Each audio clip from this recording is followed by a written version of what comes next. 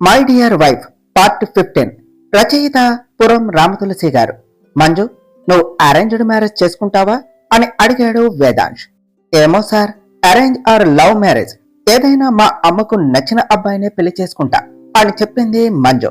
అంటే ఇప్పుడు నేను ఆంటీని ఒప్పిస్తే నా లైన్ క్లియర్ అయినట్టే. ముందు ఆంటీని కలిసి ఈ విషయం డిస్కస్ చేయాలి. ఇంతకీ ఆంటీ ఎక్కడున్నారు అని మనసులోని అనుకుంటూ, అవును మంజు, మీ అమ్మగారు ఇప్పుడు ఏం చేస్తున్నారు అని అడిగాడు వేదాంశ్. వాళ్ళ అమ్మ విషయం ఎత్తగానే మంజు కొద్దిగా డల్ అయ్యి, అమ్మ ప్రస్తుతం అని చెప్తూ, లేదు ఇప్పుడు హాస్పిటల్లో ట్రీట్మెంట్ తీసుకుంటుంది అని చెప్తే ఇతని దగ్గర సింపతి కొట్టడానికి నేను కావాలి అని చెప్తున్నాను అనుకుంటాడు. సో ఈ విషయం చెప్పకపోవటం మంచిది అని అనుకుని మౌనంగా ఉండిపోయింది మంజు. అది గమనించిన వేదాంశ్, ఏమైంది, ఏదో చెప్తూ ఆగిపోయావు అన్నాడు. ఏమీ లేదు సార్, కొంచెం టైర్డ్గా ఉంది అని విండో నుంచి బయటకు చూస్తూ ఉన్నది. ఏమిటి, ఇప్పటిదాకా బాగానే ఉన్నది కదా, ఏమైంది? ఆంటీ గురించి టాపిక్ తీయగానే డల్ అయిపోయింది. ఏమై ఉంటుంది, వెంటనే దీని గురించి ఆలోచించాలి అని అనుకున్నాడు వేదాంశ్. అలా కాసేపటికి మంజు ఉంటూ ఉన్న హాస్టల్ దగ్గరకు వచ్చి కార్ ఆపి, నువ్వు దిగవలసిన ప్లేస్ వచ్చింది అని మంజు వైపు చూశాడు. అప్పటికి 2 days నుంచి సరిగ్గా నిద్ర లేకపోవటం వల్ల కారులోనే పడుకుండిపోయింది. నిద్రపోతూ ఉన్న మంజు వైపు చూసిన వేదాంశ్, ఏమిటి ఎప్పటిదాకా మాట్లాడుతూనే ఉన్నది, ఎప్పుడు నిద్రపోయింది? వెంటనే అతనికి మంజు 3 days నుంచి ప్రాజెక్టు వర్క్ మీద సరిగ్గా నిద్రపోక టైర్డ్ అయినట్టున్నది, అందుకనే ఇలా నిద్రపోయినట్టున్నది. ఇప్పుడు తనని లేపనా వద్దా? వద్దులే, పాపం ప్రాజెక్టు కోసం చాలా కష్టపడి వర్క్ చేసింది, కాసేపు ఇలానే పడుకొని అని అనుకుంటూ మంజు వైపే చూస్తూ ఉండిపోయాడు. ఇది నిజంగానే అందంగా ఉన్నదా, లేక నా కళ్ళకే అందంగా కనిపిస్తుందా అని మనసులోనే అనుకున్నాడు. నిద్రపోతున్న మంజు క్యూట్ గా ఉండటంతో అతనికి మంజుని ముద్దు పెట్టుకోవాలి అనిపించింది. మంజుని ముద్దు పెట్టుకుందాం అని ముందుకు వెళ్ళి మళ్ళీ తన పర్మిషన్ లేకుండా అలా చేయటం కరెక్ట్ కాదు అని అతని మనసుకు అనిపించి మళ్ళీ వెనక్కు వచ్చి కూర్చున్నాడు. ఒసే మంజు, నిన్ను ఇలా చూస్తూ నన్ను నేను కంట్రోల్ చేసుకోవటం చాలా కష్టంగా ఉన్నది. త్వరగా నన్ను పెళ్లి చేసుకో, అప్పుడు నాకు ఈ బాధ తప్పుతుంది అని అనుకుంటూ ఉండగా అతని ఫోను రింగ్ అయ్యింది. వస్తున్న తన ఫోన్ రింగ్ టోన్ వల్ల మంజు నిద్ర ఎక్కడ డిస్టర్బ్ అవుతుందో అని వెంటనే తన ఫోన్ ని ఆఫ్ చేశాడు. కానీ ఇంతలోనే మంజు ఆ సౌండ్ కు మేల్కొని కళ్ళు తెరిచి చూస్తూ ఉన్నది. తను హాస్టల్ దగ్గర ఉన్నాను అని అర్థమై, అయ్యో హాస్టల్ దగ్గరకు వచ్చేసామా, సారీ సార్, 2-3 days నుంచి సరిగ్గా నిద్రపోకపోవటం వల్ల అలా నిద్ర పట్టేసింది. ఇంతకీ మనం వచ్చి ఎంతసేపు అయ్యింది? నేను మిమ్మల్ని చాలాసేపటి నుంచి వెయిట్ చేయించాను అనుకుంటా అన్నదే మంజు. అదేమీ లేదు, మనం జస్ట్ ఇప్పుడే వచ్చాం అని చెప్పాడు వేదాంశ్. అవునా, థ్యాంక్ యూ సార్ అని కారు దిగుతూ, ఆ సార్ మర్చిపోయాను, ఇంతకీ నేను మీకు ఇచ్చిన పెండెంట్ సేఫ్ గానే ఉన్నది కదా అని అడిగింది మంజు. అది ఎక్కడో పెట్టాను, ఇంట్లోనే ఉండి ఉంటుందిలే అని కూల్ గా సమాధానం ఇచ్చాడు వేదాంశ్. అదేమిటి సార్, అంత కూల్ గా ఉంటుందిలే అంటున్నారు, అంటే అది ఎక్కడున్నదో మీకు తెలియదా అని కంగారు పడుతూ అడిగింది మంజు. అదేదో నీది అన్నట్టు కంగారు పడుతున్నావే అన్నాడు వేదాంశ్. అదేంటి, అది నాదే కదా, నేనే కదా మీకు ఇవ్వవలసిన మనీ ఇచ్చేదాకా అది మీ దగ్గరే ఉంచుకోమని మీకు ఇచ్చాను కదా అన్నదే మంజు. నువ్వు ఇంకా మనీ ఇవ్వలేదు, సో నువ్వు మనీ ఇచ్చేదాకా అది నాదే అన్నాడు వేదాంశ్. ఓ అలా అన్నారా, సరే కానీ ముందు మీ కాంటాక్ట్ నెంబర్ ఇవ్వండి, నా దగ్గర మనీ ఉన్నప్పుడు నేను మీకు సెండ్ చేస్తా, లేదంటే దాన్ని మీరు ఎక్కడో పోగొట్టేసేలా ఉన్నారు అన్నదే మంజు. ఎస్, ఇప్పుడు తనే నా కాంటాక్ట్ నెంబర్ అడిగింది కాబట్టి ఎలాగైనా మంజు కాంటాక్ట్ నెంబర్ తీసుకోవాలి అని అనుకుంటూ, సరే చెప్తా, నోట్ చేసుకో అన్నాడు వేదాంశ్. పర్వాలేదు చెప్పండి, నా మెమరీ పవర్ బాగానే ఉంటుంది అని చెప్పింది మంజు. ఓవర్ కాన్ఫిడెన్స్ వద్దు, నెంబరు నోట్ చేసుకో, నేను మళ్ళీ రెండోసారి చెప్పను అన్నాడు వేదాంశ్. సరే చెప్పండి అని తన మొబైల్ ని తీసుకున్నది మంజు. వెంటనే వేదాంశ్ తన నెంబర్ చెప్పాడు. దానితో మంజు థ్యాంక్ యూ అని చెప్పి ఆ నెంబర్ ని సేవ్ చేసుకున్నది. ఏమిటి, నీకు నేను చెప్పిన నెంబర్ కరెక్టో కాదో చెక్ చేసుకోవా అని అడిగాడు వేదాంశ్. అదేంటి, ఈ నెంబర్ మీరే ఇచ్చారు కదా అన్నది మంజు. నేను నా నెంబర్ ఇచ్చాను అన్న గ్యారంటీ ఏమున్నది అని మంజు వైపు చూస్తూ అన్నాడు వేదాంశ్.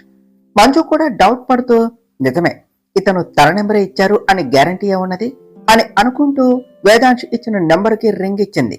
వెంటనే వేదాంశ్ ఫోన్ రింగ్ అవటంతో అది వేదాంశు నెంబరే అని ఫిక్స్ అయ్యి తన నెంబర్ని సేవ్ చేసుకున్నది. ఓకే సార్, ఇక నేను వెళ్తాను అని చెప్పి కారు దిగి కొంచెం దూరం వెళ్ళి మళ్ళీ వెనక్కి వచ్చి, సార్ నేను నిజమే చెప్తున్నా, మీరు నవ్వితే నిజంగా చాలా బాగుంటారు అని చెప్పి అక్కడి నుంచి కొంచెం దూరం వెళ్ళి బాయ్ సార్ అని అరిచి చెప్పి లోనికి వెళ్ళిపోయింది మంజు. వేదాంశు వెళ్తూ ఉన్న మంజు వైపు నవ్వుతూ చూసి, మీరు నవ్వితే బాగుంటారు అని తనతో మంజు అన్న మాటలు గుర్తు చేసుకుని మురిసిపోతూ, Manju you are something special అని అనుకున్నాడు. ఇంతలో వేదాంశు ఫోన్ కి కాల్ చేశాడు యశ్వంత్. తన ఫోన్ కి వస్తూ ఉన్న యశ్వంత్ కాల్ ని లిఫ్ట్ చేసి హలో అని అన్నాడు వేదాంశ్. వేదాంశు వాయిస్ లో ఉన్న మాడ్యులేషన్ విని, ఏమిట్రా బావా, వెళ్ళని పని మంచిగా జరిగినట్టున్నది అని అడిగాడు యశ్వంత్. ఆ విషయం నీకెలా తెలుసురా అన్నాడు వేదాంశ్.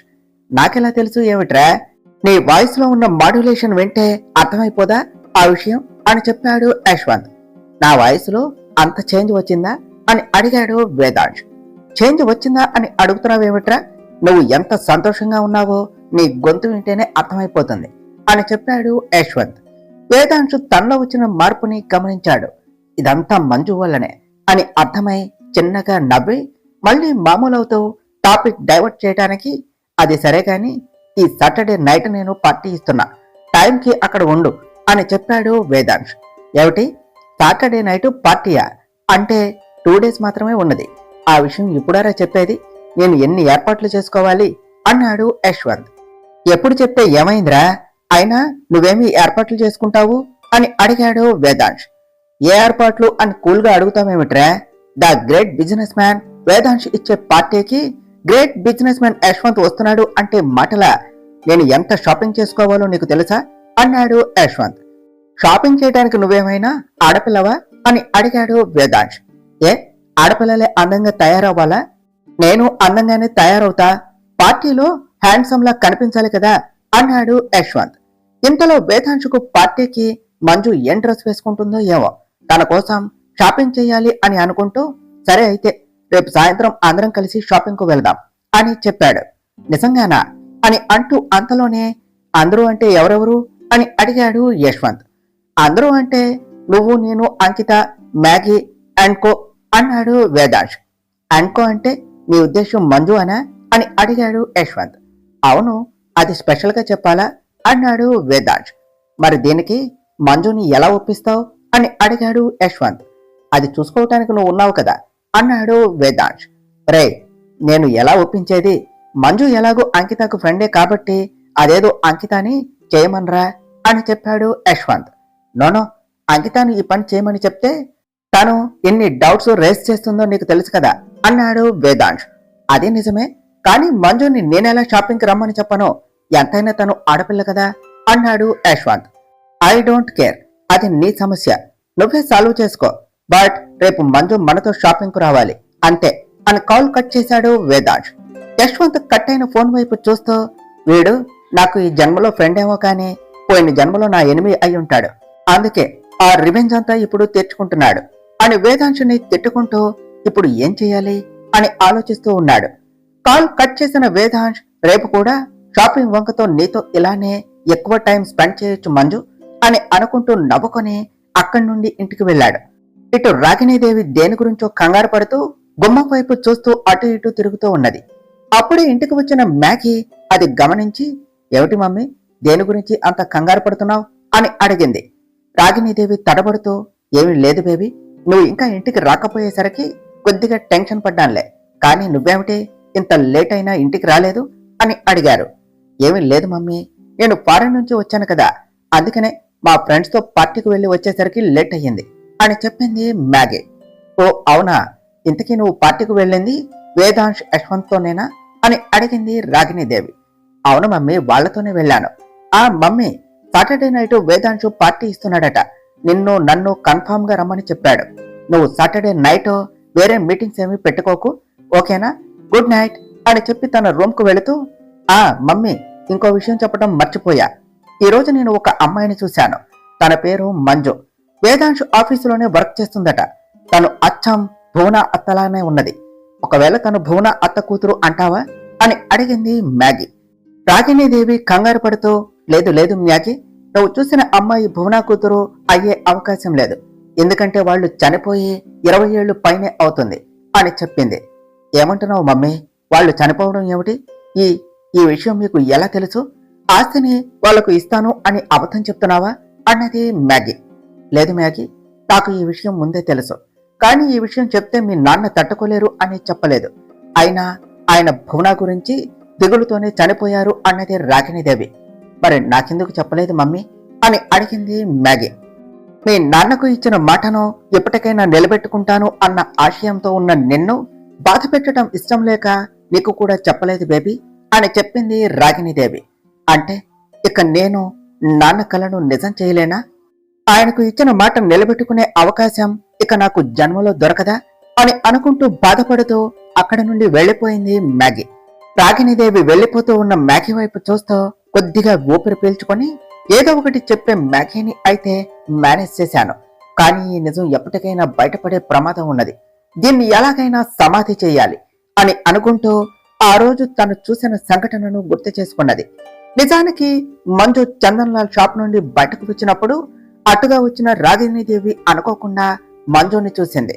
దానితో ఆమెకు ఒక్కసారిగా చెమటలు పట్టి ఉక్కిరిబిక్కిరి అయ్యి, తిను తిను అని భయపడుతూనే, తిను ఆ అమ్మాయేనా? కానీ వాళ్ళు చనిపోయారు కదా, అంటే బ్రతికే ఉన్నారా? అది తెలుసుకోవాలి అని అనుకుంటూ కారు ముందు సీట్లో కూర్చున్న రాజుకి మంజుని చూపించి తన ఫుల్ డీటెయిల్స్ తెలుసుకోమని చెప్పి వెంటనే కారుని అక్కడి నుండి పోనీయమని చెప్పింది. అది గుర్తు చేసుకుంటూ ఉండగా అక్కడకు వచ్చాడు రాగిణీదేవి పిఏ రాజు. వస్తూనే, మేడం, మీ అనుమానం నిజమే, ఆ అమ్మాయి మీరు అనుకున్న అమ్మాయి అని చెప్పాడు. ఏమిటి, తను భువనా కూతురేనా? అంటే వాళ్ళు ఆ యాక్సిడెంట్ లో చనిపోలేదా అని అడిగింది రాగిణీదేవి. లేదు మేడం, వాళ్ళు ఆ యాక్సిడెంట్ లో చనిపోలేదు అని చెప్పాడు రాజు. మరి బ్రతికే ఉంటే ఎందుకు ఇక్కడికి రాలేదు అని అనుకుంటూ ఏదో గుర్తు చేసుకున్నది రాగిణీదేవి. ఇంతలో ఆమెకు అప్పుడు ఆ లారీ డ్రైవర్ తో ఎవరైనా ఈ యాక్సిడెంట్ చేయించింది ఎవరు అని అడిగితే అశోక్ వర్మ పేరు చెప్పమని చెప్పిన విషయం, అలాగే ఆ రోజు యాక్సిడెంట్ అయినప్పుడు కూడా వాసుదేవ్ వాళ్ళు కొన ఊపిరితో ఉన్నారు అని తెలిసి, ఒకవేళ వాళ్ళు బ్రతికే ఉన్నా తనకు ఏ సమస్య ఉండకూడదు అని వాళ్ళ ముందు ఆ యాక్సిడెంట్ అశోక్ వర్మ చేయించినట్టు యాక్ట్ చేయమని ఆ లారీ డ్రైవర్ చెప్పిన విషయం కూడా గుర్తు చేసుకుని అదంతా పిఏ రాజుతో చెప్పి, అప్పుడు నేను చేసిన పని ఈ రోజు వరకు వాళ్ళని మళ్ళీ ఇక్కడికి రాకుండా ఆపింది అన్నమాట అని అనుకుంటూ నవ్వుకున్నది. మరి ఇన్నేళ్ల తర్వాత మళ్ళీ ఇక్కడికి వచ్చే ధైర్యం ఎందుకు చేశారు అని అడిగింది రాగిణీదేవి. వాళ్ళు ఇక్కడికి రావటానికి కారణం భువనా గారికి బ్లడ్ క్యాన్సర్ మేడం అని చెప్పాడు పిఏ రాజు. ఏమిటి, భువనాకి బ్లడ్ క్యాన్సరా? అయితే తను ఎన్నో రోజులు బ్రతకదు అన్నమాట. అది మంచిదే, కానీ అది చనిపోయే లోపు దాని కూతురుకు నిజం చెప్తే మళ్ళీ ఇక్కడికి వచ్చే ఛాన్స్ ఉన్నది. అప్పుడు ఈ ఆస్తిలో సగం ఆ అమ్మాయికి వెళ్ళిపోతుంది, కాబట్టి ఆ అమ్మాయి అడ్డు తొలగించుకోవాలి అన్నది రాగిణీదేవి. కానీ మేడం, భువనా గారు ఎప్పుడో ఆస్తిని వద్దు అనుకుని వెళ్లిపోయారు, కాబట్టి వాళ్ళ కూతురు కూడా ఈ ఆస్తికి అడ్డు రాకపోవచ్చు అని చెప్పాడు రాజు. సమస్య అది ఒక్కటే కాదు రాజు, ఇప్పుడు ఆ అమ్మాయి వర్క్ చేసేది వేదాంశ దగ్గరే. వాడు చిన్నప్పటి నుంచి ఈ అమ్మాయిని పెళ్లి చేసుకుంటాను అని వాళ్ళ అమ్మకు ఇచ్చిన మాట కోసం ఎదురు చూస్తున్నాడు. ఇప్పుడు ఈ అమ్మాయి తనే అని తెలిస్తే విషయం మొత్తం బయటకు వస్తుంది. అప్పుడు వాళ్ళ అమ్మ నాన్న చావుకు కూడా నేనే కారణం అని తెలిస్తే వాడు ఏం చేస్తాడో మనం ఊహించలేము. నీకు తెలియనిది కాదు, వేదాంశతో పెట్టుకుని ఎవ్వరూ గెలవలేరు అని అన్నది రాగిణీదేవి. మరి ఇప్పుడు ఏం చేద్దాం మేడం అన్నాడు పిఏ రాజు. దీని గురించి బాగా ఆలోచించి నిర్ణయం తీసుకోవాలి. తొందరపడితే మొదటికే మోసం వస్తుంది. ఏం చేయాలో నేను రేపు చెప్తాను, ఇప్పుడు నువ్వు వెళ్ళవచ్చు అని చెప్పింది రాగిణీదేవి. ఓకే మేడం అని చెప్పి రాజు అక్కడి నుండి వెళ్లిపోయాడు. ఒసై భువన, అప్పుడు నువ్వు, ఇప్పుడు నీ కూతురు నాకు అడ్డు వస్తూనే ఉన్నారు. ఇన్నాళ్ళు ఇక మీ అడ్డు ఉండదు అని ఎంత స్వేచ్ఛగా బ్రతికాను, కానీ ఇప్పుడు మీరు వచ్చి నా చేతులకు సంఖ్యలు వేస్తాను అంటే ఊరుకుంటాను అని అనుకుంటున్నారా? మీ అంతు చూస్తా అని అంటూ తన రూమ్కు వెళ్లిపోయింది రాగిణీదేవి. ఇటు హాస్టల్కు వచ్చిన మంజు తన రూమ్కు వచ్చి టైర్డ్ గా అనిపించటంతో వెళ్లి ఫ్రెష్ అయి వచ్చింది. బయటకు రాగానే మిర్రర్లో చూసుకుని ఫేస్ కి క్రీమ్ అప్లై చేస్తూ ఉండగా ఆమెకు సడన్ గా వేదాంశు గుర్తుకు వచ్చాడు. ఏదో అనుకున్నాను, కానీ మా బాస్లో 2 యాంగిల్స్ ఉన్నాయి. ఒకటేమో అందరి ముందు బాస్ క్యారెక్టర్ చూపిస్తూ సీరియస్ గా ఉండే blade group of industries CEO Vedansh. రెండవది తన ఫ్రెండ్స్ తో తన వాళ్ళతో ఫ్రెండ్లీగా సాఫ్ట్ గా నవ్వుతూ ఉండే వేదాంశ్. ఇతనిలో రెండు యాంగిల్స్ ఉన్నాయంటే ఎవ్వరూ నమ్మరు. ఇతని రెండో యాంగిల్ ఆఫీసులో నాకు తప్ప ఎవ్వరికీ తెలియదు. కానీ ఈరోజు అతడు నాతో ఉన్నంతసేపు నేను బాస్తో ఉన్నాను అన్న ఫీలింగ్ నాకు కలగలేదు. అతనితో ఉంటే నాకెందుకో నాకే తెలియకుండా చాలా ఫ్రీగా ఉంటున్నా.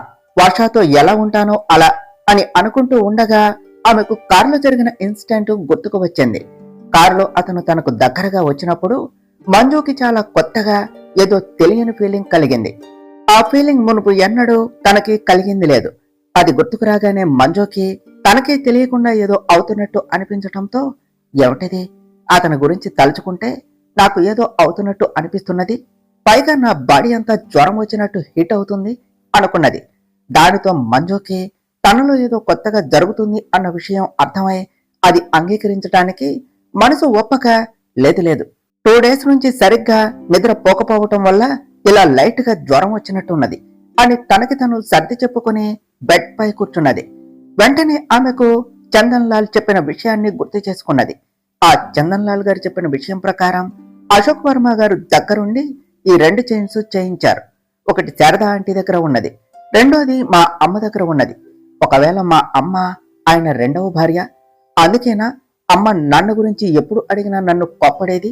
అందుకనేనా నాన్నంటే అమ్మకు అంత చిరాకు? నాన్న అమ్మను మోసం చేశాడా? అసలు నేను అనుకున్నట్టు అతను మా నాన్నో కాదో? ఈ ప్రశ్నలు అన్నింటికీ సమాధానం దొరకాలి అంటే ముందు శారదా ఆంటీని కనుక్కోవాలి. కానీ శారదా ఆంటీని అంకుల్ గురించి నేను ఇలా అడిగానంటే ఆవిడ ఫీల్ అవుతుంది. కాబట్టి జాగ్రత్తగా శారదా ఆంటీ మనసు బాధపడకుండా ఈ విషయం కనుక్కోవాలి అని అనుకుంటూ ఉండగా తన రూమ్ డోర్ ఎవరో నాక్ చేసినట్టు అనిపించడంతో వెళ్లి డోర్ ఓపెన్ చేసింది. డోర్ ఓపెన్ చేసేసరికి అక్కడ వార్డెన్ని చూసి షాక్ అయ్యింది. మేడం, మీరేమిటి ఈ టైంలో అని అడిగింది మంజు. ఏమీ లేదు మంజు, నీకు ఆ విషయం మరోసారి గుర్తు చేద్దాము అని అన్నది వార్డెన్. ఏమిటి మేడం, మీకు చెప్పాను కదా నాకు 1 వీక్ టైం ఇవ్వమని.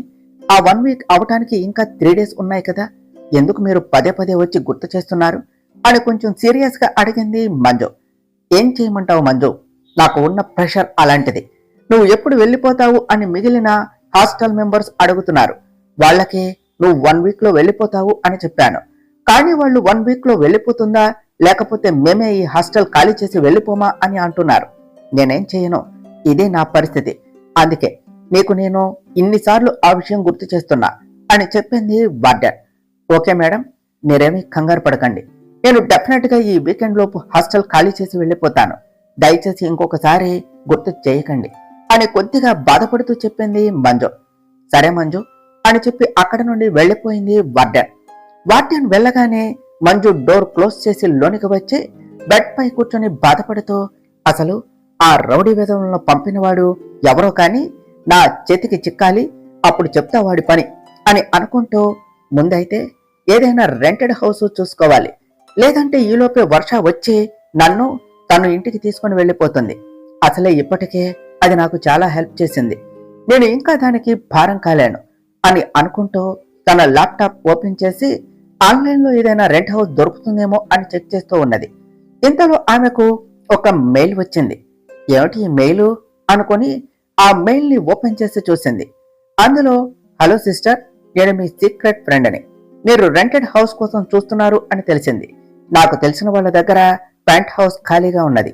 అది మీకు చాలా సేఫ్ ప్లేస్, మీరు ఏ భయం లేకుండా అక్కడ ఉండవచ్చు, నాది గ్యారంటీ అని అక్కడ ఒక అడ్రస్ ని ఇచ్చారు.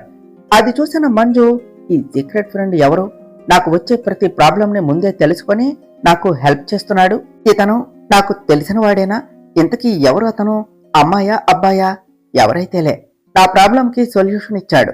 రేపు ఒకసారి ఈ అడ్రస్ కు వెళ్లి ఈ ఇన్ఫర్మేషన్ కరెక్టో కాదో ఎంక్వైరీ చేస్తే సరిపోతుంది. ఇంతకీ ఈ అడ్రస్ ఆ అంకిత వాళ్ళ ఇంటి దగ్గర కదా, మొన్న అంకితను ఎగ్జాక్ట్ గా ఈ ఇంటి దగ్గరే డ్రాప్ చేశా. పోనీలే, ఒకవేళ ఆ సీక్రెట్ ఫ్రెండ్ ఇచ్చిన ఇన్ఫర్మేషన్ కరెక్ట్ అయితే అంకిత కూడా నాకు దగ్గరలోనే ఉంటుంది. అప్పుడు చక్కగా ఇద్దరం ఒకేసారి ఆఫీస్కు ఇంటికి వెళ్లి రావచ్చు. మొత్తానికి ప్రాబ్లం అయితే సాల్వ్, ఇక ప్రశాంతంగా పడుకోవచ్చు అని అనుకుని ల్యాప్టాప్ పక్కన పెట్టి నిద్రపోయింది మంజు. ఇటు వేదాంశ్ ఇంటికి రీచ్ అయ్యాడు. అతను లోపలకు వెళ్లేసరికి భానుమతి గారు సంతోషంగా సోఫాలో కూర్చొని నవ్వటం గమనించిన వేదాంశ్, ఏమిటి నానమ్మా ఇంత సంతోషంగా ఉన్నావు, ఏమిటి విషయం అని అడిగాడు. భానుమతి గారు సమాధానం చెప్పేలోపే లక్ష్మమ్మ కిచెన్ లో నుండి వస్తూ, ఈ రోజు వర్మ ఫ్యామిలీ మొత్తం ఇక్కడికి వచ్చారు బాబుగారు అని చెప్పింది. ఆ మాట వినగానే సంతోషంగా ఉన్న వేదాంశ్ మొహం కొద్దిగా ఎర్రపడటం భానుమతి గారు గమనించి, ఏమిట్రా ఇంకా నీకు అశోక్ మీద కోపం తగ్గలేదా అన్నారు. ఎలా తగ్గుతుంది నానమ్మ, తప్పు ఆయన చేసి ఇన్ని రోజులు నాన్నని మనల్ని దూరం పెట్టాడుగా, ఇప్పుడేమిటి కొత్తగా మళ్ళీ ఇంటికి రావటం మొదలు పెట్టాడు అని అడిగాడు. లేదురా, వాడేదో కొద్దిగా అపార్థం చేసుకుని మనల్ని ఇన్ని రోజులు దూరం పెట్టాడే కానీ వాడికి మనమంటే ఎంత ఇష్టమో నీకు తెలియదా, వాడి తప్పు వాడు తెలుసుకొని ఇప్పుడు తిరిగి వచ్చాడు కదా, ఇకనైనా శాంతపడరా అన్నారు భానుమతి గారు. కానీ నానమ్మ, ఆయన వల్లే కదా ఆంటీ వాళ్ళు ఇబ్బంది పడింది అన్నాడు వేదాంశ్. వాళ్ళు ఇబ్బంది పడింది నిజమే, కానీ అది అశోక్ కావాలని చేసినది కాదు. తప్పనిసరి పరిస్థితుల్లో వాడు భువనాన్ని రెండో పెళ్లి చేసుకోవలసి వచ్చింది అని చెప్పారు భానుమతి గారు. తప్పు చేసింది ఆయన, ఆ నిజం తెలియటం వల్ల ఆంటీ వెళ్లిపోతే మా నాన్న ఏదో కావాలి అని భువన ఆంటీకి నిజం చెప్పారు అనుకుని ఆయన్ను దూరం పెట్టి నాన్నను ఎంత బాధ పెట్టాడో నువ్వు మర్చిపోయావా? ఏ తప్పు చేయని నాన్నని ఇన్నాళ్లుగా ద్వేషిస్తూ వచ్చాడు.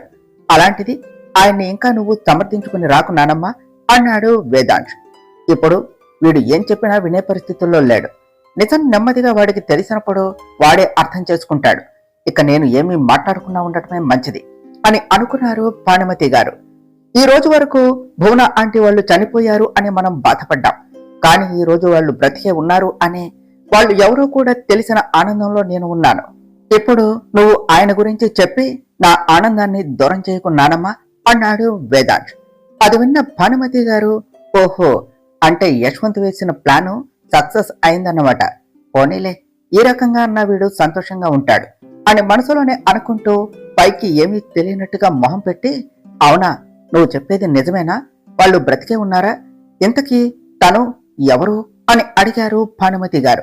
దానితో వేదాంశ్ మంజు ఫోటోని చూపిస్తూ, ఇదిగో నానమ్మ, భువనా వంటి వాళ్ళ అమ్మాయి అని చెప్పాడు. భానుమతి గారు ఆ ఫోటో చూస్తూ, ఇంతకీ అమ్మాయి పేరేమిటి అని అడిగారు ఏమీ తెలియనట్టుగా. మంజు నానమ్మ అని చెప్పాడు వేదాంశ్. మంజు చాలా చక్కటి పేరు, అమ్మాయి కూడా బాగున్నది, నా మనవుడికి తగ్గ ఈడు జోడు అన్నారు భానుమతి గారు. ఎంతైనా అమ్మ సెలక్షన్ కదా నానమ్మ అని అంటూ తనలో తనే కొద్దిగా సిగ్గుపడ్డాడు వేదాంశ్. అది చూసిన భానుమతి గారు మురిసిపోతూ, నా మనవుడికి అప్పుడే మొహంలో పెళ్లికలు వచ్చేసింది అన్నారు. చాలే ఊరుకో నానమ్మ అని అంటూ ఉండగా అక్కడకు వచ్చింది అంకిత.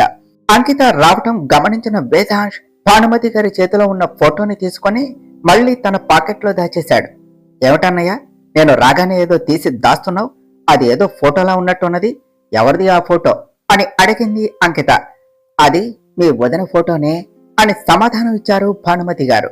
వెంటనే వేదాంశ్ నానమ్మ అన్నాడు. భానుమతి గారు వేదాంశ్ వైపు చూసి, సారీరా మనవడా, మర్చిపోయి నోరు జారేశాను అన్నారు. అవునా, వదిన ఫోటోనా, అన్నయ్య ఏది చూపించు అని వేదాంశ్ పాకెట్లో చేయి పెట్టబోయింది అంకిత. వెంటనే వేదాంశ్ అంకిత చేయి పట్టుకుని, అదేమీ లేదంకిత, నానమ్మ ఏదో సరదాగా అంటుంది అని చెప్పాడు. అంకిత భానుమతి గారి వైపు చూసింది. భానుమతి గారు కూడా, ఆ అవును అవును, నేనేదో సరదాగా అన్నా అని తడపడుతూ చెప్పారు. లేదు లేదు, మీరు నా దగ్గర ఏదో దాస్తున్నారు, నిజంగానే అది వదిన ఫోటోనే కదా, నాకు కూడా చూపిస్తే ఏమవుతుంది, నేను ఏమైనా పరాయిదన్నా అని మొహం పక్కకు పెట్టి అడిగింది అంకిత. వేదాంశ్ అంకిత దగ్గరకు వచ్చి, అదేమీ లేదు అంకిత అన్నాడు. లేదు అన్నయ్య, నాన్నమ్మ నీకు తగ్గ ఈడు జోడు అని అనటం నేను విన్నాను, అది ఖచ్చితంగా వదిన ఫోటో, ఇప్పుడు నాకు చూపిస్తావా లేదా అని అడిగింది అంకిత. వేదాంశు మనసులో, ఇప్పుడు అంకితకు మంజు గురించి చెప్తే నా ప్లాన్ అంతా స్పాయిల్ చేస్తుంది, సో ఇప్పుడే మంజు గురించి అంకితకు చెప్పకపోవటమే మంచిది అని అనుకుంటూ, చూడంకిత, నువ్వు విన్నది నిజమే, ఈ ఫోటోలో ఉన్నది మీ వదిన, నేను తనని ప్రేమిస్తున్నాను, తను ఇంకా నన్ను ప్రేమించటం లేదు, తను కూడా నా లవ్ ను యాక్సెప్ట్ చేశాక అప్పుడు నేను నీకు తన ఫోటో చూపిస్తాను అని చెప్పాడు వేదాంశ్. అన్యాయం అన్నయ్య, నాన్నమ్మకు చూపించావు, నాకు చూపిస్తే మాత్రం ఏమిటి లాస్ అని అడిగింది అంకిత. అది కాదంకిత, ఒకవేళ తను నా లవ్ యాక్సెప్ట్ చేయకపోతే నువ్వు ఆ అమ్మాయిని మీ వదిన అనుకుని ఫిక్స్ అయ్యి డిసప్పాయింట్ అవుతావు అని చెప్తున్నా.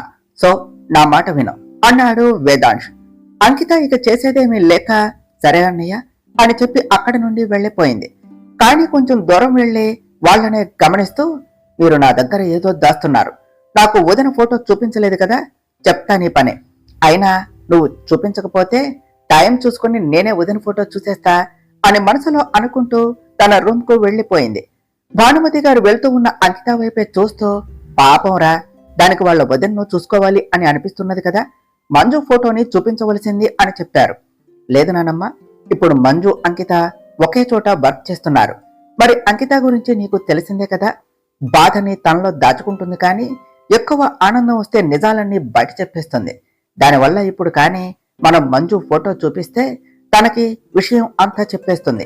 అందుకనే తనకి చెప్పటం లేదు అన్నాడు వేదాంశ్. అవును మనవడా, ఇప్పుడు మంజుకి మీ అమ్మ వాళ్ళ అమ్మ కలిసి మీ ఇద్దరికి పెళ్లి చేయాలి అని అనుకున్నారని చెప్తే మంజు ఈ పెళ్లికి ఒప్పుకుంటుంది కదా అన్నారు భానుమతి గారు. అవును నానమ్మ, మంజు వాళ్ళ అమ్మ ఎవరని చెప్తే మంజు వాళ్ళనే చేసుకుంటాను అని చెప్పింది. తనకు ఇష్టం లేకుండా వాళ్ళ అమ్మ కోసం నన్ను చేసుకుంటే నేను తనని జీవితాంతం బాధ పెట్టిన వాడిని అవుతాను కదా. అందుకనే ముందు తను నన్నుగా ఇష్టపడేలా చేస్తాను. తర్వాత ఆమెకు ఆ నిజం చెప్పి వాళ్ళ అమ్మ ఆశీర్వాదంతోనే ఇద్దరం పెళ్లి చేసుకుంటాం అని చెప్పాడు వేదాంశ్. దానికి భానుమతి గారు వేదాంశ్ వైపు చూస్తూ ఉండిపోయారు. సరేనానమ్మా, నేను డిన్నర్ చేసేశాను, మీరు చేశారా అని అడిగాడు వేదాంశ్. నేను అంకిత ఎప్పుడు డిన్నర్ చేసేశాం, నేను టాబ్లెట్స్ కూడా వేసుకున్నా, ఇక నువ్వు వెళ్ళి రెస్ట్ తీసుకో అన్నారు భానుమతి గారు. సరేనానమ్మా, గుడ్ నైట్, మీరు కూడా వెళ్ళి పడుకోండి, ఇప్పటికే చాలా లేట్ అయిపోయింది అని చెప్పి అక్కడి నుండి తన రూమ్ కు వెళ్ళాడు వేదాంశ్. భానుమతి గారు వెళ్తూ ఉన్న వేదాంశ్ వైపు చూస్తూ, నా మనవడు వాళ్ళ అమ్మకు ఇచ్చిన మాట కోసమే కాకుండా మంజు ఇష్టం గురించి కూడా ఆలోచిస్తున్నాడు. ఈ రోజు వీడి వల్ల నా పెంపకంపై నేను గర్వపడుతున్నాను. ఆ దేవుడి దయ వల్ల త్వరగా మీ ఇద్దరి పెళ్లి జరిగిపోతే అదే నాకు చాలు. తర్వాత నేను కన్ను మూసినా పర్వాలేదు అని అనుకుంటూ తన రూమ్ కు వెళ్లిపోయారు భానుమతి గారు. ఇటు యశ్వంత్ వేదాంశ్ తనకి అప్పగించిన మరో ప్రాబ్లం గురించి ఆలోచిస్తూ ఉన్నాడు. ఇంతలో శారదా గారు అక్కడకు వచ్చి, ఏం ఆలోచిస్తున్నావు యశ్వంత్ అని అడిగారు. ఏముందమ్మా, మంజు వేదాంశులని కలపటానికి ఐడియా ఆలోచిస్తున్నా. అసలే వాడు రేపొద్దున్న మంజుని మాతో పాటు షాపింగ్ తీసుకుని వెళ్ళటానికి వచ్చేలా ప్లాన్ చేయమని ఆర్డర్ వేశాడు. దాని గురించే ఆలోచిస్తున్నా అని చెప్పాడు యశ్వంత్. షాపింగా? ఇంత సడన్ గా షాపింగ్ ప్రోగ్రామ్ ఏమిటి అని అడిగారు శారదా గారు. విషయం చెప్పడం మర్చిపోయా, వేదాంశు సాటర్డే నైట్ పార్టీ ఇస్తున్నాడు అని చెప్పాడు యశ్వంత్. ఓ అవునా అని అంటూ అంతలోనే, అవునరా, ఇంతకీ వేదాంశుకి మంజు గురించి తెలిసిందా అని అడిగారు శారదా గారు. తెలిసిందమ్మా, కానీ పూర్తిగా కాదు, కొంతవరకు మాత్రమే అని చెప్పాడు యశ్వంత్. అంటే ఎంతవరకు అన్నారు శారదా గారు. వాడికి ఇప్పటి వరకు మంజు బ్రతికే ఉన్నది అన్న ఇన్ఫర్మేషన్ మాత్రమే తెలిసింది. ఆ యాక్సిడెంట్ గురించి ఇంకా వాడికి అనుమానం రాలేదు. వాళ్ళ అమ్మా నాన్న చనిపోయింది యాక్సిడెంట్ లో కాదు, ఎవరో ప్లాన్ చేసి యాక్సిడెంట్ చేసి చంపారు అని తెలిస్తే వాడు తట్టుకోలేడు. ప్రస్తుతానికి వాడికి ఉన్న అనుమానం ఒక్కటే, నేను వాడికి మంజు గురించి ఇన్ఫర్మేషన్ వాడికి డైరెక్ట్ గా చెప్పకుండా ఎందుకు ఇండైరెక్ట్ గా ఇచ్చాను అని చెప్పాడు యశ్వంత్. ఆ యాక్సిడెంట్ గురించి కూడా నువ్వు వేదాంశుతో చెప్పవలసింది అన్నారు శారదా గారు. ఎలా చెప్పమంటావమ్మా, అది యాక్సిడెంట్ కాదు, మర్డర్ అటెంప్ట్ అని తెలిస్తే వాడు దాని గురించి ఎంక్వైరీ చేయటం మొదలు పెడతాడు. అప్పుడు వాడు కూడా ఈ యాక్సిడెంట్ నాన్నే చేయించాడు అని నాలనే అనుకునే అవకాశం ఉన్నది. నేను ఆ అనుమానాన్ని దాటి అది నాన్న చేయలేదు అని అర్థం చేసుకున్నాను. కానీ వేదాంశ్ ఆ డౌట్ దగ్గరే ఆగిపోతే ఏం జరుగుతుందో ఊహించుకోవటానికి భయంగా ఉన్నది అని చెప్పాడు యశ్వంత్. ఏమంటున్నావు యశ్వంత్, నాకేమీ అర్థం కావటం లేదు అన్నారు శారదా గారు. అదేనమ్మా, నీకు తెలుసు కదా, ఇన్ని రోజులు నాన్న అంకుల్ని ద్వేషిస్తూ వచ్చాడు అని, దానివల్ల అంకుల్ ఎంత బాధపడ్డారో వాడు ఇప్పటికీ మర్చిపోలేదు. పైగా భువన గారిని మోసం చేశాడు అనే ఫీలింగ్ వాడి మనసులో గట్టిగా నాటుకుపోయింది.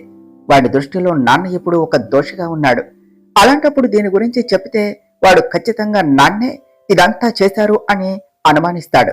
అది అనుమానంతోనే ఆగిపోదు, మన ఇరు కుటుంబాల మీద దాని ప్రభావం ఉంటుంది. నీకు తెలుసు కదా, వాడి ప్రేమను తట్టుకోవటం ఎంత కష్టమో, అలాంటిది వాడి ద్వేషాన్ని తట్టుకోవటం మన వల్ల అవుతుందా అన్నాడు యశ్వంత్. పోనీ నీకు నేను నిజం చెప్పినట్టే వాడికి కూడా చెప్తాను అన్నారు శారద గారు. లేదమ్మా, ఇప్పుడు మనం ఎంత చెప్పినా లాభం ఉండదు అన్నాడు యశ్వంత్. మరి ఎలారా, వేదాంశికి మీ నాన్న మీద ఉన్న కోపం పోయేలా చేస్తావు అని అడిగారు శారద గారు. దానికి ఒకటే మార్గం అమ్మా, ఆ యాక్సిడెంట్ ఎవరు చేశారో ప్రూఫ్స్ తో సహా కనిపెట్టి వేదాంశకు తెలియచేయాలి. అప్పటి వరకు ఈ నిజాం వాడికి తెలియకూడదు అన్నాడు యశ్వంత్. మరి ఒకవేళ ఈలోపే వేదాంశకి నిజం తెలిసి ఎంక్వైరీ చేస్తే పరిస్థితి ఏమిటి అని అడిగారు శారద గారు. ఏముంది, వాడు నాలనే నాన్నని అపార్థం చేసుకుంటాడు. ఈ నిజం దాచినందుకు నాతో ఫ్రెండ్షిప్ ను కూడా కట్ చేసుకునే ప్రమాదం ఉన్నది అని చెప్పాడు యశ్వంత్. అది విన్న శారద గారు ఒక్కసారిగా భయపడి, వెంటనే భగవంతుడా, ఎప్పటి వరకు మాకు పెట్టిన బాధలు చాలు, మళ్ళీ మా కుటుంబాల మధ్య చిచ్చు పెట్టొద్దు అని అనుకుంటూ అక్కడి నుండి వెళ్లిపోయారు. యశ్వంత్ వెళుతూ ఉన్న శారద గారి వైపు చూస్తూ, నేను అదే కోరుకుంటున్నానమ్మా.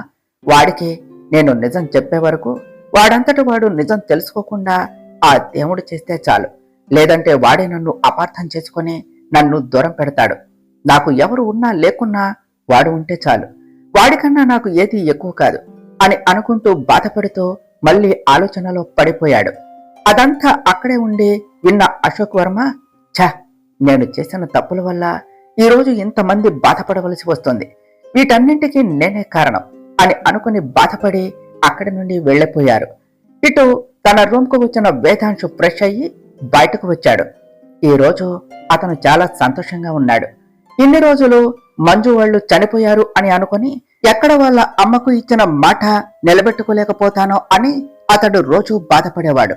కాని ఎప్పుడైతే మంజు వాళ్ళు బ్రతికే ఉన్నారు అని తెలిసిందో అతనికి ఎక్కడో చిన్న ఆశ కలిగింది. కానీ అది నిజమో కాదో అన్న భయం కూడా వేసింది. అందుకోసమే ఆ ఇన్ఫర్మేషన్ కరెక్టో కాదో తెలుసుకోవటానికి మళ్ళీ ఒకసారి ఎంక్వైరీ చేయటం మొదలుపెట్టాడు. అలా ఈ రోజు అతను నిజాన్ని తెలుసుకున్నాడు. వాళ్ళు బ్రతికే ఉన్నారు అని, తను ఎదురు చూస్తున్న అమ్మాయి మంజునే అని.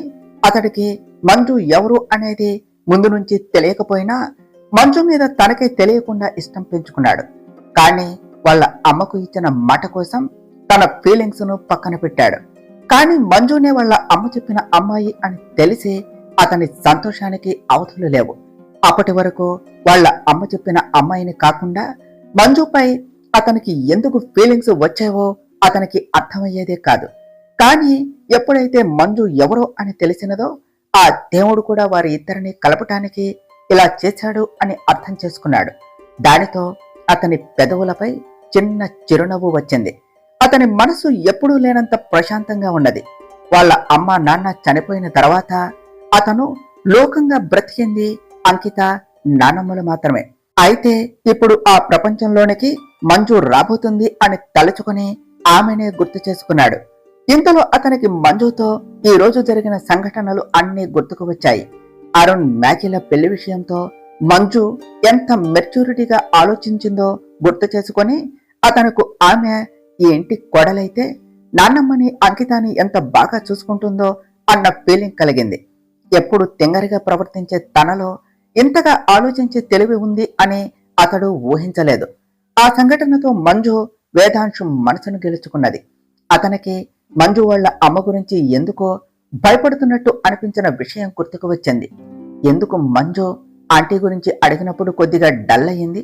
వాళ్ళు బ్రతికే ఉన్నారు అని ఇన్ఫర్మేషన్ తప్ప నాకేమీ తెలియదు.